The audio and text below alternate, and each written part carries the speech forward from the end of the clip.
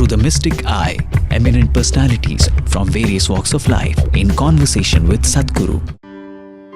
This week features Dr. Prathap C. Reddy, founder of Apollo Hospitals Group, India's first chain of private hospitals. With a passion to make advanced healthcare available to all, Dr. Reddy is a visionary who has contributed immensely to India's healthcare industry, bringing in high technology and affordable healthcare to urban and rural India.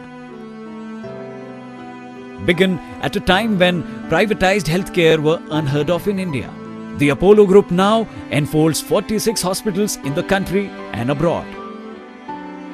Among the many felicitations conferred on him are the prestigious Padma Bhushan and Padma Vibhushan by the Government of India. Watch as Dr. Reddy explores the limits of modern medicine with Sadhguru, who in turn reveals a deeper, more profound approach to healing the human body.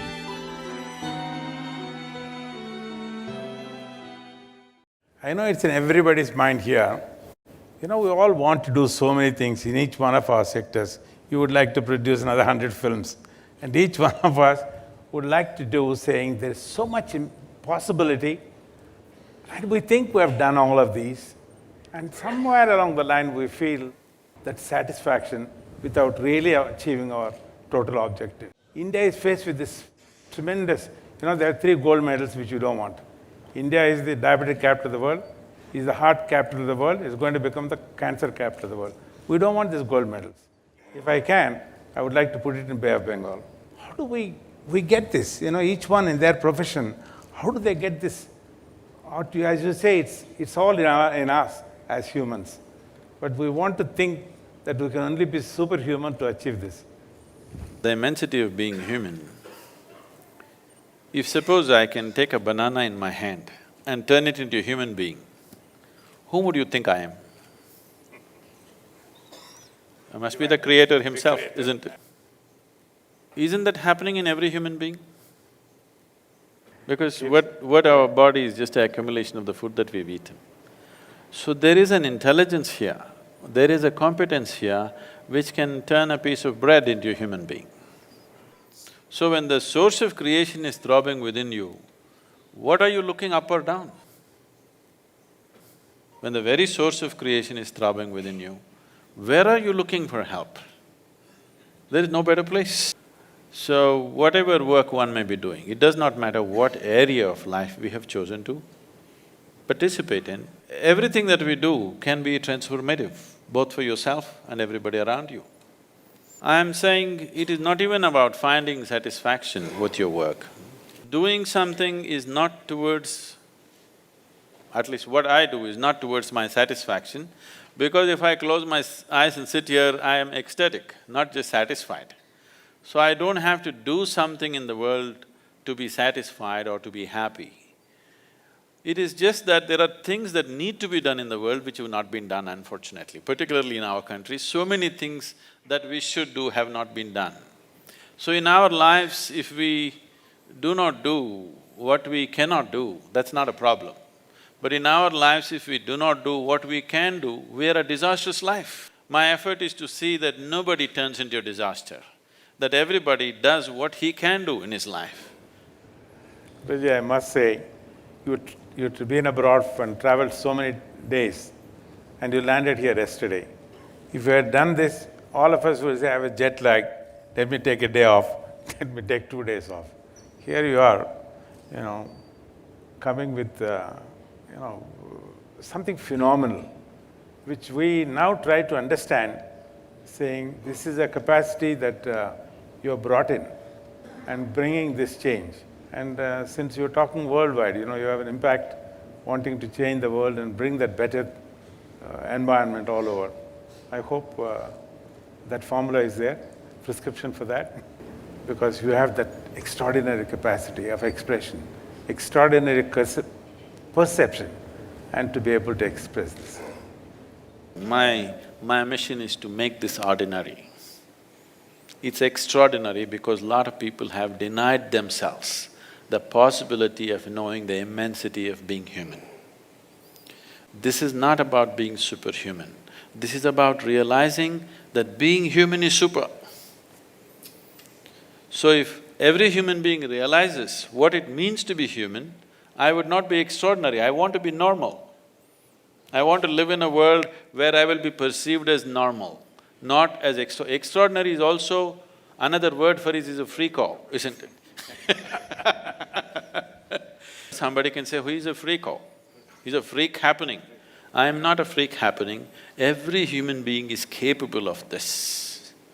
It is just that they're identifying with their limitations. They're not identifying with the possibility of the immensity of being human, where they're always referring to human as a limitation, as a compulsion, not as a liberation.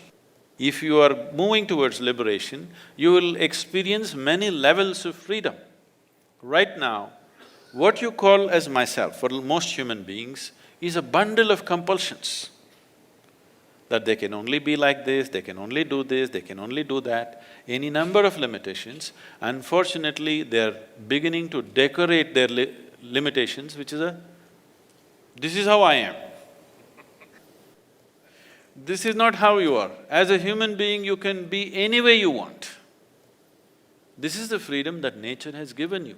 If you were born as a dog or a cat or a tiger or an elephant, that is how you are. Once you're human, you can be any way you want.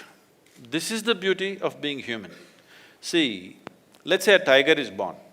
A tiger is not sitting and worrying itself how to be a good tiger. If it just eats well, it'll become a good tiger. It just has to find food. It is never feeling insecure about its tigerness. It is never worried, will I become a tiger, will I end up as a house cat? There's no such struggles. But you are born as a human being. How many things you have to do to become a good human being? After doing all that, you don't know where you belong still. In comparison to somebody, you think, okay, compared to this man, I'm better. But by yourself, you don't know where you stand. You think you're doing great. Your teenage son or daughter comes up and tells you you're no good. What is human is only one end fixed, the other end wide open, in terms of human consciousness. Recently, I was talking to a very top-level microbiologist and he said, Sadhguru, what you're saying is so uncanny because if you look at the human cell, compared to any other cell of any other creature, human cell is somehow open-ended. So your very cells are open-ended. You can do things with it, with your own body, which other human beings will think is superhuman. It is not superhuman, it is the possibility of being human, which needs to be explored. Unfortunately, not much has been done on this sphere. It's a very wonderful thing. I think most of us feel we have reached our limitation. No, you have not. The way you put it beautifully. I know when I started, thought of this, bringing this healthcare, they called me crazy, you can't do this. It's not a challenge, but that confidence says we can. I think, can we have a mantra or meditation, something like that, a medicine for that, so that all of us continuously say, yes, I can, I will do many more things? No. I wouldn't like to build confidence in people, because confidence is a dangerous thing. I'm not trying to play with words. I want you to, understand this aspect. See, what is needed for humanity is clarity of perception. Where clarity is missing, people try to substitute confidence for clarity. Confidence without clarity is a disastrous thing. Suppose you want to cross the street. If your vision is clear, you see things clearly and cross. But if you're very confident, there are a lot of people on the street who are very confident. They simply cross. They're surviving by sheer chance or because of the compassion of the drivers. So what we need in the world is not confidence, we need clarity. This is one thing that our education systems have completely failed to address, how to enhance human perception. Because only what you perceive you know, rest is just imagination, isn't it? So I'm confident about something means I don't know what it is, but I'm just going to do it, and it may work. If on a busy highway, if you just… whatever your favorite slogan is, Jai Sri Ram or Hail Mary or Allahu Akbar, you shout and run across the highway, you may make it.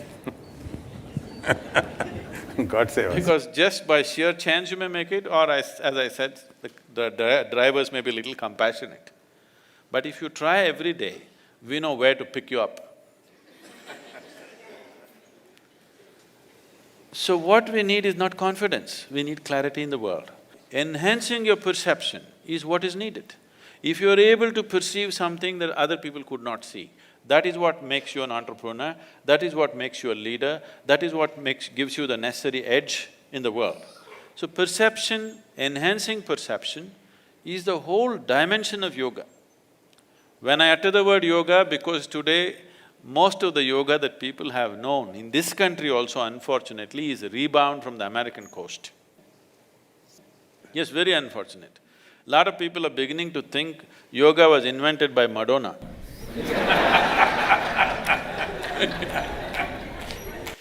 This is the science of perception. With these two eyes, you can only perceive the physicality of what is here. The physicality of who you are is just a piece of the planet, isn't it?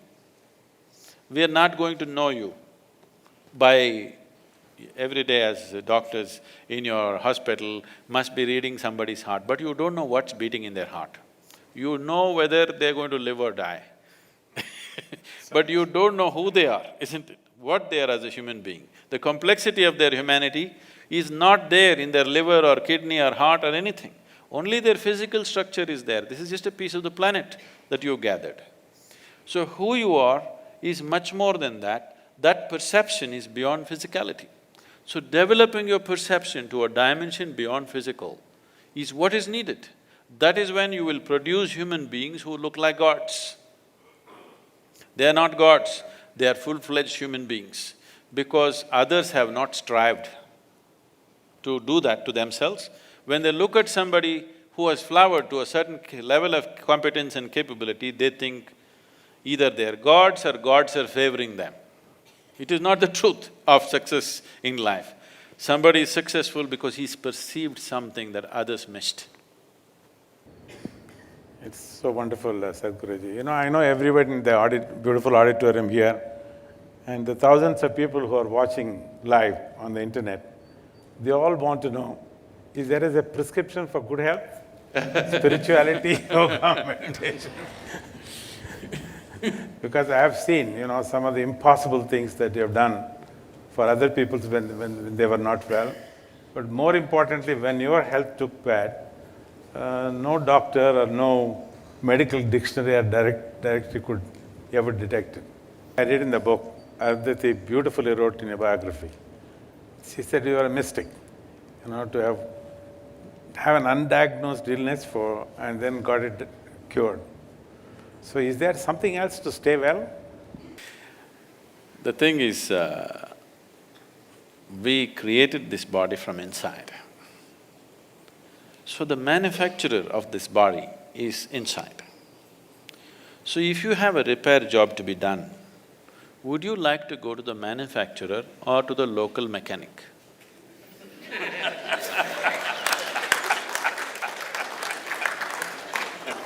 If you had excess, you would like to go to the manufacturer.